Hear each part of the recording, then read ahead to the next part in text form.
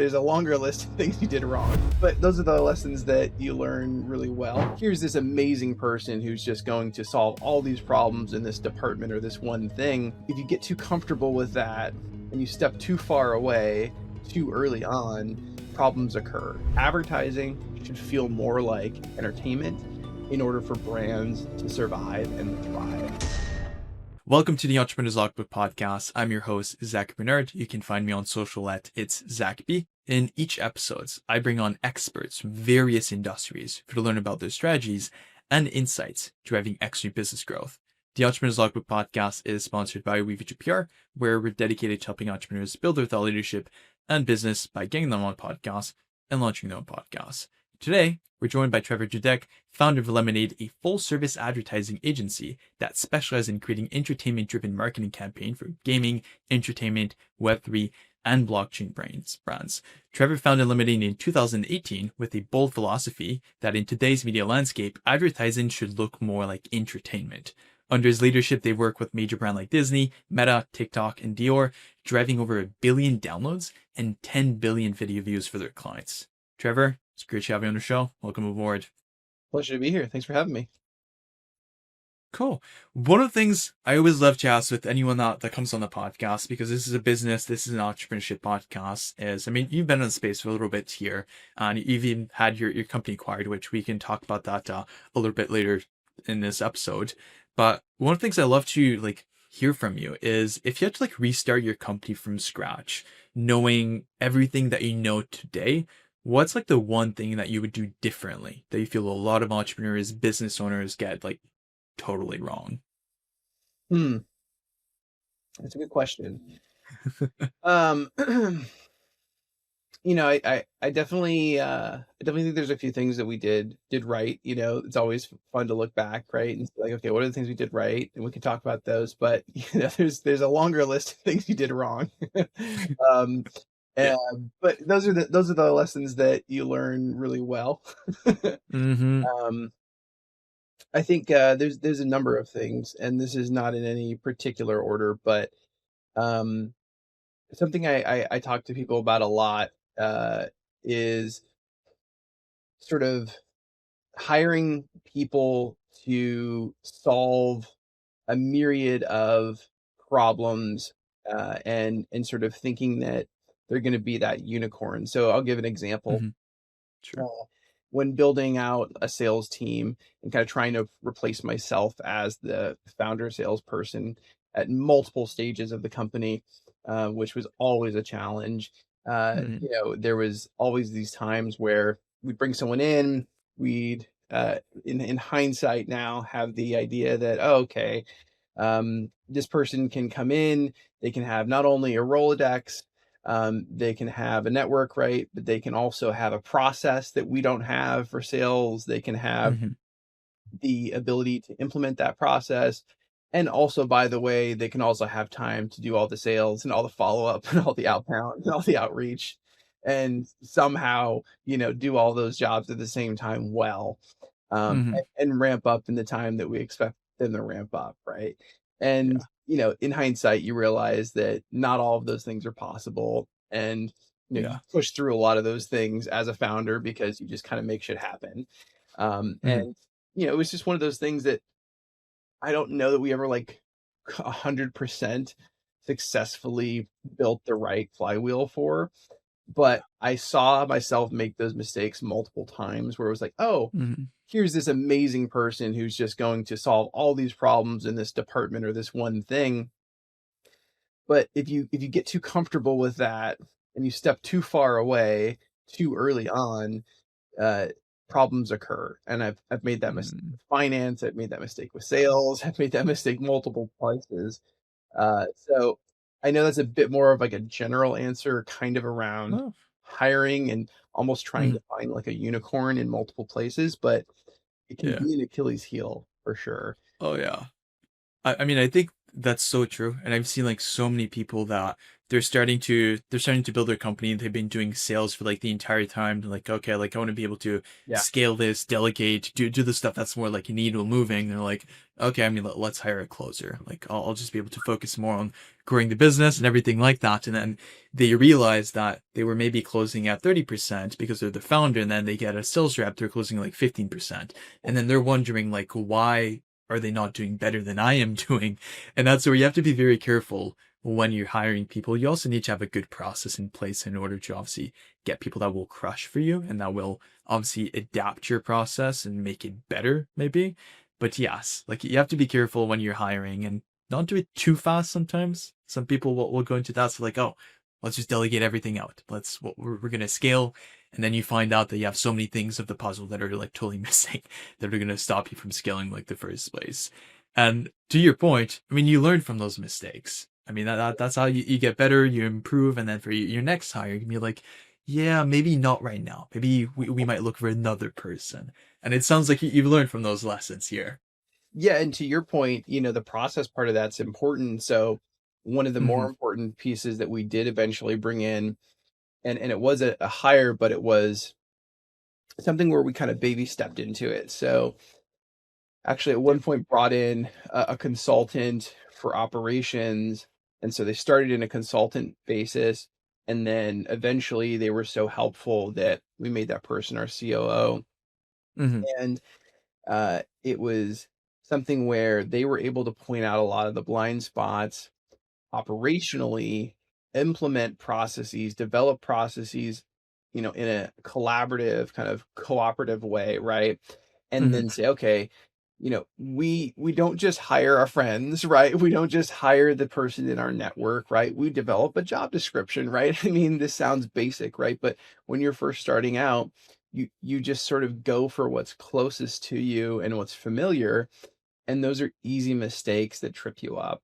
And then when you have someone come in who actually has a process and says, no, this is something we need to own as a company, that's going to be our process that defines how we do this. And then within that process, we can bob and weave a little bit and say, oh, okay, this person or this thing might be Hmm. better for that particular role. Then all of a sudden you have a decision framework that you can operate within. It's like, wow, the game has changed. So that was, a real game changer. And then I would also say, uh, just being able to kind of understand different points of leverage. So um, we were really good at growing the business from a paid media perspective, from a marketing perspective, but I would say something we didn't quite nail for a while was services and like productized services or repeatable service. And some other agencies have done that really well. And I've seen with our parent company, like our acquired company that's Hmm. acquired us now, how they've done that. And so I've learned a lot recently about that. Not that everything has to be that way. You can still have a mix of custom and productized services, but the ability to have something repeatable where you know how to execute it, you know what that cost margin is versus saying yes to everything and just doing all custom work, is which is a mistake a lot of us make early on, was definitely something that, we fell into for a while. And it can get you to a certain stage, but at a certain point, it becomes very exhausting.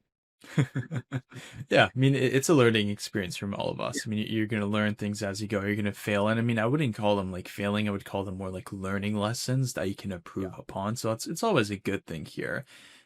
Switching gears a little bit here. One of your core expertise is obviously, you mentioned it yourself, like advertising. And it's interesting because we were talking like just before, and I was like, you're in LA, right? And like LA is basically, I would call it like the city of entertainment. And you found like a pretty interesting niche where you're basically shifting from like the usual advertising to more entertainment driven marketing.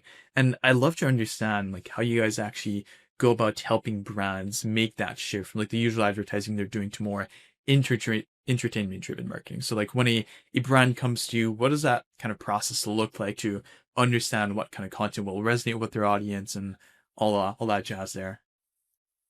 absolutely. It's the thing I'm sort of most passionate about. I mean, it's something we've been doing for years now.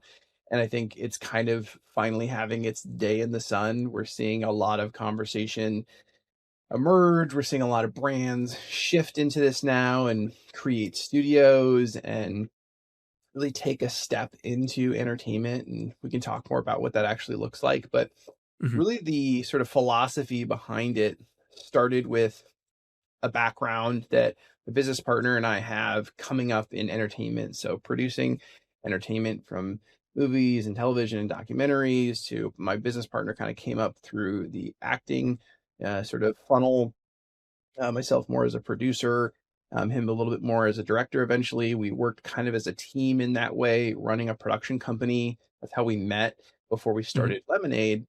And so, as content producers and storytellers, that piece of the puzzle was always really valuable to us. But as we Yeah. built out a full service agency and we saw what really worked well on engagement, on sort of risk reward with people wanting to sort of give up their time, Mm. for the content that they're viewing in return for, being sold something, right? Mhm. That shift that's continued to happen as attention gets more and more fractured has only increasingly become more important, that the value you're delivering is a very high bar of more premium or valuable entertainment. It doesn't have to be premium, Mhm. but it has to be valuable as far as entertainment. And if we think about sort of the last bastion of what's really working still to capture attention, movies, games, film, TV, Mhm. documentaries, all of that is still working very, very well, and those industries are bigger than really most others Oh, combined. yeah. Gaming, for example, is bigger than film and TV combined, right? We work in those spaces, and so we kind of see what some of these mechanisms are. And so as Mhm. we've worked with gaming and entertainment companies and kind of reverse engineered what they do, we've seen that entertainment is really the vehicle. And so it comes back to this simple theory, which is advertising should feel more like entertainment in order for brands to survive and thrive. So instead of making an ad, you think through a framework of making a piece of entertainment. It is still technically a Mhm. goal of promoting your brand or engaging your customers on a topic or a cause. And sometimes that brand is more forward and is more topical in that piece of content or that Mhm. series. Other times it's taking a bit of a back seat, and that's a bit more of the sort of subtlety that Yeah. comes in working with the right creatives to make these things happen. But Mhm. if you think about, the biggest form of this is something like an Apple making an F1 movie. It's a giant advertisement, but Mm. at the end of the day, it doesn't feel like it because it feels like this amazing piece of or this amazing piece of entertainment rather, Yeah. that is subsidized by brands. And I Mhm. think that people are okay with that exchange if they're getting something really valuable for Mhm. it, right? And Yeah. it's like the brands that bring you entertainment you love, will win the brownie points, right? The brands that just try Yeah. to shove product down your throat and sell you something and don't Mhm. reward you with something for your time will not be Yeah. rewarded, right? And one of the things that I think is interesting, so if you think about more like a B2B advertising context, like when you're Right. creating like some creatives, you're gonna have like a hook and like the start of it to like catch Yeah. attention, like have a bit of entertainment so someone is like reeled into it. But it looks like when you're looking at more like entertainment based advertising, like the entire content, the creative is like the entire hook. Like you're hooking someone in, you're entertaining them throughout the entire time. So people are going to be much more engaged during that entire time versus just looking at a normal ad being like sold a product or anything like that. Obviously, the end goal with advertising, even if entertainment based, is to like sell you something. But if the brands do it correctly, from what I'm hearing, it can be much more effective than like the traditional advertising.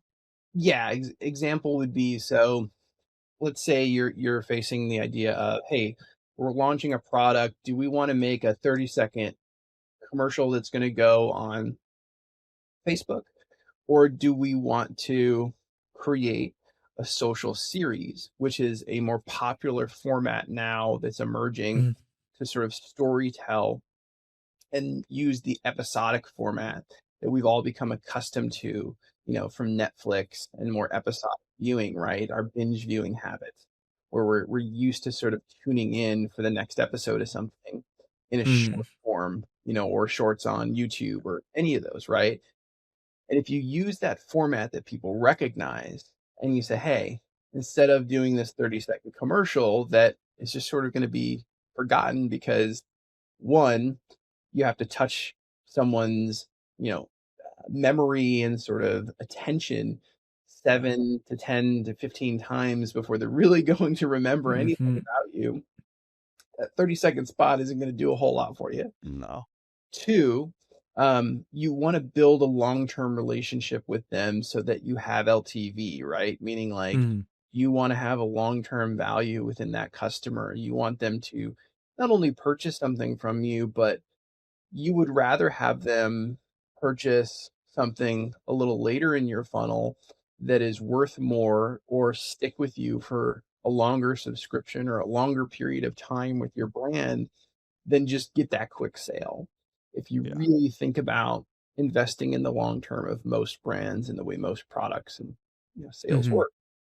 So if you start to really put yourself in that mindset, say, oh, well, instead of that 30-second spot, I could make a 3 or 6 episode social series of, 1 to 2 minute episodes with some influencers who are sort of talking about something topical or culturally relevant that my audience cares about, and Mhm. my brand is in the background or sort of used to facilitate that story in a way that doesn't feel forced, which is Mhm. again kind of the artful piece of that we would help someone with, then suddenly someone feels as though, they're part of something. They're part of a story. They're relating to something. They're seeing this product in their life in a way Mhm. they relate to and saying, oh, wow, that's interesting how that can weave Yeah. into, the fabric of something. And then it Mhm. becomes a much easier sell, a much easier integration. And sure, Mhm. someone may still decide they don't want it, but at least you've made a much stronger uh, recommendation and emotional connection, right? Yeah. And with like the brands that are investing the entertainment aspect of things, I mean they're investing more efforts and more of like in-depth strategy to be able to capture the attention of those people versus people that just run up like 50 different creatives and hope that one hits. So with the entertainment, you're putting more efforts, but you're investing more into like the long term, like the LTV of a potential customer, like making sure that okay, you're not just getting that quick sale, you're making sure that you get them in like the long run. Even if it's a couple months from now, it's going to end up being worth it. And I feel that a lot of brands will like start. I mean, it's already been like pretty like popular, like doing entertainment based advertising, but I can definitely tell that in the upcoming years, it's going to become even more popular, that people are just going to invest much more heavily in that. And one of the things that I love to touch on is you've created something that you call the story 360. And I'd love to hear you like break down what that kind of looks like in practice. I'm curious how you go about uncovering these like different narratives or brands that they might not think of when they actually have an interesting story to tell in the first place. Yeah, absolutely. I mean, really, it's this sort of amalgam of what we've been working on for years with this approach of saying, hey, how can we make advertising feel more like entertainment? And then Hmm. eventually giving it a name. Eventually, in the beginning, it didn't have a name. Yeah. It's sort of these things start one way, and then eventually you come up with some fancy name for it. That's the Mm, truth. But the idea is it's a process, it's a proven system now that we've actually developed over time. We've driven billions of views, millions of dollars in revenue from this actual approach. And the thing that we have really been able to harness is the experience in gaming and entertainment and in technology, where we're able to understand what are the mechanisms from gamifying, from creating entertainment, from developing great storytelling that are both culturally relevant, relevant to you as an industry, or hmm. particularly something that you could latch on to, even if it's not obvious to you as a brand. Hone in on that as sort of a brainstorm conceptual opportunity Mhm. Mix that with, again, what those sort of cultural opportunities might be of the moment, right? Because Yeah. you're searching for relevance as a brand Mhm. in any given moment in time. It could be pop culture, it could be something trending. And then how do we mix that with our formula and our formats that are proven, whether that be an episodic series, whether that be a bigger step of investing in a documentary or a film, or whether Mhm. that just be, downstream, how this is going to fuel your paid ads or your influencer Yeah. strategies to have that entertainment centric approach, because this is all essentially infrastructure for the rest of your advertising if you do it right. Mhm. So the kind of story 360 model we have is taking this entertainment centric approach and thinking, injecting it into each of those facets of your marketing, and then coming back to the client and saying, okay, here's how we can model in a short term campaign basis if you just want to get your feet wet, or on a Mhm. long term, sort of multi year annual basis, to say, this is a concerted effort that we're going to take with you because we see the Yeah. direction that things are going. And that's what we're Mhm. doing with a number of brands.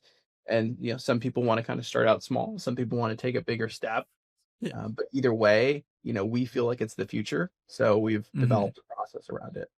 Yeah, and I feel like whenever you're working with any brand, any company, it's about finding that like one thing that makes a brand unique, and then being able to correlate it back to any trends, cultures, anything going on. And that's where you get like the advantage of like the relevance when you correlate like your core differentiator here.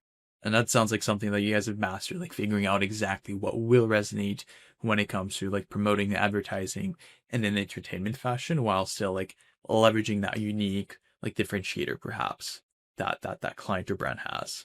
Well, exactly. And I think, to give you like a bit more tangible examples, Yeah. let's say like entertainment frameworks, if you think about the way like a movie is made, we apply that thinking to how we build Mm, a campaign. So, for interesting. example, when you're building a commercial, you would hire an actor.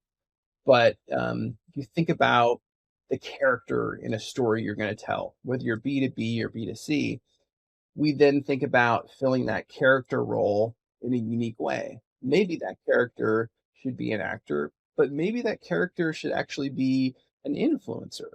And maybe Mhm. that should be an influencer who is particularly relevant in your space or with the topics that are going to resonate with your audience.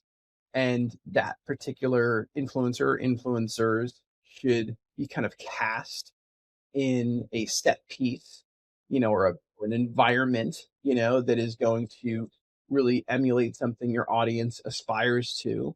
And we should shoot that over multiple episodes and think about this the way you would assemble a piece of entertainment property. And Mhm. again, get people to tune into it almost like you would something on Netflix or you would TV, yeah. something on TV, right? Because it's familiar, right? We all know these formats. Mhm. Now, just using that as an example because, again, it's familiar. And if you start thinking in those ways, then you start thinking about that every time you have a product launch or a new idea. And then we get our clients to think that way too. And they go, oh, hey, we have this new release coming up. How could Mhm. we apply that entertainment thinking to it? How could we gamify it? How could we develop some mechanisms around this that are going to excite and delight our audience? And Mm. then suddenly it just becomes a very immersive experience that doesn't feel like, here is the brand, here's the transaction, right? It feels more Yeah. like what we call world building, right? And Mhm. that's kind of the term that is becoming more popular now. But we've been Yeah. using that for years because our gaming clients use that term all the time, because they build these amazing worlds that you play games in. Our Yeah. job, we feel, is to build these worlds across social media, across paid, across influencer channels, Mhm. across all of these other sort of marketing apparatus that Yeah. we don't want to feel like they traditionally do. So that's Mm. kind of the Interesting. Yeah, so like a lot of people, I mean, you're used like the gaming example as one. They're going to be used to, like just playing the little world that a company created or anything like that. But you're taking that same approach to bringing that world and applying it to like different channels that still feel like in a way they're in that world, but you're including like the product, services, or anything like that that the brand has to offer, while still keeping the entertainment side of things within that. That's interesting. I've never heard of that like concept before, so I appreciate sharing that. And for like any like brands out there, they're like, hey, like I think we want to do something different for our marketing. Like let's try to do something like entertainment based. Is there like any maybe 2, 3 bullet points that you would give to anyone that's like, hey, let's look at entertainment as far as like how they should be implementing that strategy, things to think about before doing so? Because I imagine you obviously can't just jump into the entertainment world and hope that it magically works out, if I'm not mistaken. Yeah, absolutely. A few things. So I would say one, a lot of it just starts with what I really call like entertainment thinking. Hmm. So if you imagine how we were just kind of talking about movies and television and just as a consumer, what you know about them, they have script, they have actors, they have sets. You don't need to know or be an expert about how movies are made, but you probably know those things, right? Yeah. So if you start to kind of flip the way that you plan a campaign or you plan a concept and you start to think about the elements of it in those ways, not only does it become more fun, to Hmm. brainstorm, but it allows you to start thinking about it in a way that is going to put more emphasis on how you're actually entertaining your audience. And while you're doing that, you will find ways to integrate your product to make Hmm. sure, you're checking the boxes that your boss needs you to sell your product, right? That Yeah. that will all find its way, and, of course, Hmm. like, that's what we do, like, we're experts at that, but, like, if you're on your Hmm. own and you don't have an us, you can do these things too. Just start kind of thinking that way. Number 2 would be, um, start to think about your partners, whether that's agency partners, influencer partners, media channels, as channels, as programming, right? Hmm. Start to think of yourself as a media company, as an Yeah. entertainment company. And again, that's kind of like a reframing. It's Yeah. also a bit of a rethink, approach. But Hmm. if you start planning that way and you go, well, when I go home and I kick back, I have Netflix, I have Hulu, I have Yeah. a game I could play, I have my phone, all these things. Your audience has those same things too, and you're Hmm. competing for all of that attention. So what Yeah. can you do to compete for that attention? Do you want to just show them a pretty flat lay of your product, just nicely laid out on some, taupe background? That might be a necessary piece of the puzzle, but it's Yeah. probably not gonna get the most attention, right? Yeah. So, if you start retraining your brain a little there, then you go like, "Oh, I probably should have, like, an entertainment channel. I should probably have an education channel. Should Hmm. probably have something that's, maybe funny." And then you could even do different social channels for that, or you could just do different content buckets, right? There's no really big rhyme or reason to say you have to Hmm. reinvent the wheel with how you do your stuff, but again, just programming. I love And then that. third would be, um, take a step, like experiment, and it could Hmm. be on your next campaign, it could be on a little project, it could just be on a partnership you have, um, and say, "How can we kind of tweak our approach here to make it a bit more entertainment centric?" Because I do Hmm. wholeheartedly believe that the brands that are gonna survive and thrive as media continues to be disrupted, just like everything else, are gonna Yeah. be the ones that really harness this and Hmm. make it their own. I love that. Well, Trevor, really, thank you so much for coming on the show. I mean, that was a new one because I've spoken to a good amount of people in like the marketing space, typically more like B2B. But on like the entertainment side of things, that's like a newer concept to me. So I learned a lot from our conversation. So thank you so much for coming on. And for anyone that wants to get in touch with you, because I know you have the website, you have LinkedIn, anywhere they should be looking at to find you here.